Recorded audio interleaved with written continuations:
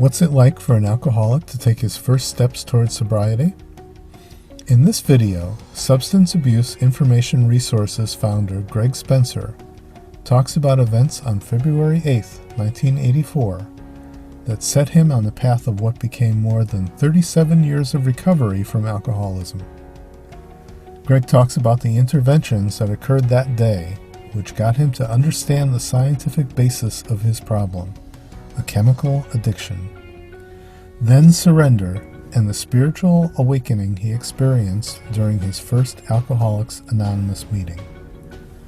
Within less than 10 hours on one fateful day, Greg describes how he found the hope to turn his life around and the community of support which taught him he did not have to go on living like an alcoholic or face recovery alone. I had been drinking for years and years and years. I didn't miss 20 days in 20 years. And the last 3 years of my drinking, and this was in February 8th, 1984, I had really sort of come very close to hitting the total bottom. I had been fired from a couple of jobs. I had gone bankrupt. My marriage was on the rocks. I couldn't think straight. I couldn't function hardly at all. And I had to drink every day, and I did. Because that was the only relief I got. The thing that was killing me always made me feel better, and that was the booze. I drank beer every night, and a lot of it. And I was a blackout drinker. And I was living at home, but I was estranged from my wife. I never was violent with her. Never ran around with other women. It was just me and the bottle and trying to survive. But anyway, what happened was I read something in the library in Hanover, New Hampshire. And in the library, a doctor wrote, if you're an alcoholic, you're a drug addict. And your brain and your nervous system doesn't know, and it doesn't care whether you're putting cocaine up your nose, whether you're shooting heroin in your arm, or whether you're drinking alcohol. If you have become addicted to that drug, it's not a matter of willpower. It's not a matter of self-control. You have to stop. And a light went on in my head, and I said, geez, I'm a drug addict. And it dawned on me, it was just a little bit of flash of enlightenment, I guess you might say. And I thought of Frank Sinatra in The Man with the Golden Arm when he was going through the withdrawal from the heroin addiction that he had. And how he would shake when he didn't get it. And he went through the trauma, because that's how I started to get at 4 o'clock in the afternoon when I couldn't get into my alcohol. If I didn't get it, I began to shake, I began to quiver. And once I had it in me, then I could drink myself to sleep at night. Let's put it that way. But anyway, so I said, I got to do something. And I turned around, it was probably 11 o'clock in the morning. And I was in Hanover, New Hampshire, and I had to drive back to Rutland, Vermont. And I walked in off the street to Rutland Mental Health. And I said, I need to see a counselor about my drinking. And they said, well, okay, great. What's your name? And they asked me some questions. They said, well, now this was on a Tuesday. Why don't you, we'll set you up with a meeting on Friday. And I says, no, I'm not leaving. I've got to talk to somebody. I need to do that now. And they said, well, and I said, I'm not leaving until I can talk to somebody who can help me. So they said, okay, we'll go. I sat there and waited, I think, for probably about 45 minutes, maybe an hour. And a woman came out, and she said, I'm Kitty Canfield. She said, I'm a counselor here. I'm going to come in and I'm going to eat my lunch. And you're going to come in and you're going to sit down and you're going to answer a questionnaire for me while I'm eating my lunch. He says, and I'll take a little time to talk to you, although you're not scheduled here.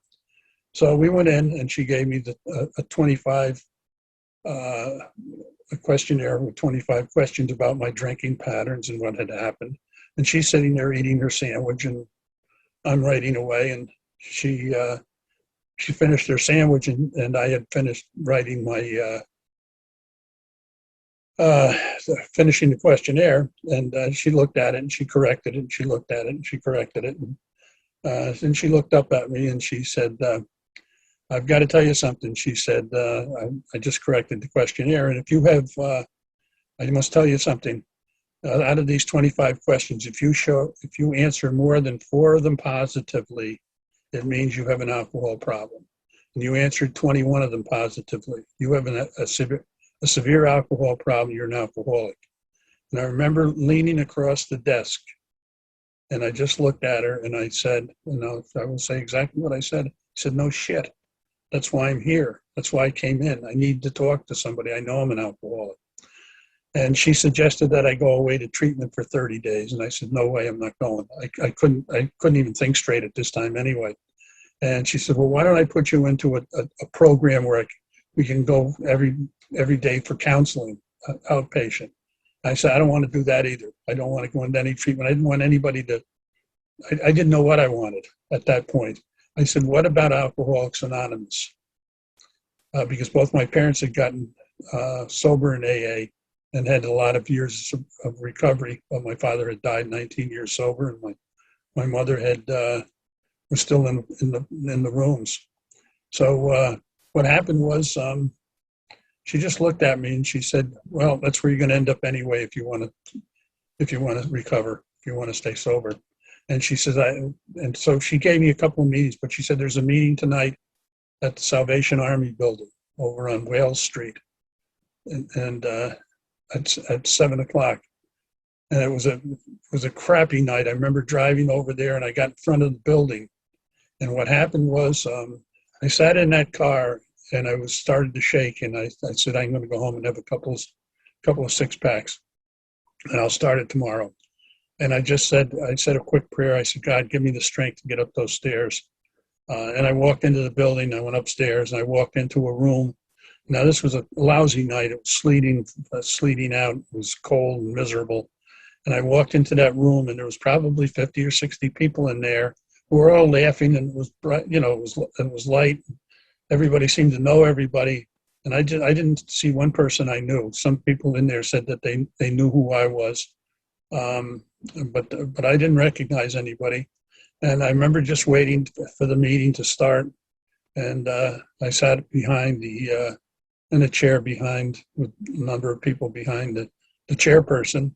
And right at the beginning of the meeting, they said, is there anybody visiting from out of town? And the guy goes, I'm Roy from White River Junction. And everybody went, hi, Roy. And I thought, geez, that's pretty neat. I didn't know what to expect. And then they said, is there anybody here for their first AA meeting? And I didn't know any better. I stood up and I said, I'm Greg. I'm an alcoholic. I've never said that before. I don't know what to do. I've got to stop drinking. I need help. And that's why I'm here. And all of a sudden, I had a really sense of peace come over me. And I guess that hope was instilled in me that I might have a chance of doing this, that I didn't have to do this alone, which came to me in different ways within the next week or two. But all of a sudden, I just felt at peace, and I said, wow, I've got someplace I can go. And now I sort of understood why my parents both were involved with AA, what it maybe did for them. And I don't remember one other thing that was said at the meeting. It's just that I sat there and I felt calm for the first time in, I don't know when, in years, probably. And as I was walking away from the meeting, the guy yelled out of a doorway, he said, keep coming back, it works. And I did, and I kept coming back. And about a week later, I heard something else that's always stayed with me that I always try to pass on, is you never have to be alone again. You don't have to go through this, and you don't have to do this alone. And I guess if there's a message that I want to carry to anybody is take that message that I'm giving you right now. And if you need help, don't try to do it alone. There's plenty of people out there who want to reach out, who want to help you, because it helps us when we help somebody else. And that's part of the beauty of the program is give a hug, get a hug, hope, understanding, and guidance. Give some hope, understanding, and guidance, or get some hope, understanding, and guidance. The intervention that was done on me was done by that book that I read in the library over in Hanover, New Hampshire, that said, if you're an alcoholic, you're a drug addict. That resonated with me. And the other intervention pretty much was when I went in and I talked to that counselor, and she said, you're an alcoholic because I've got proof here because you answered these questions the way that you answered them.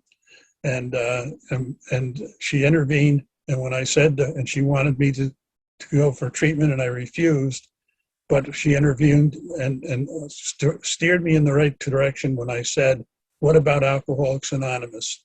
And I'll never forget this. She just sort of smiled and said, "That's where you're going to be anyway if you want to stay sober."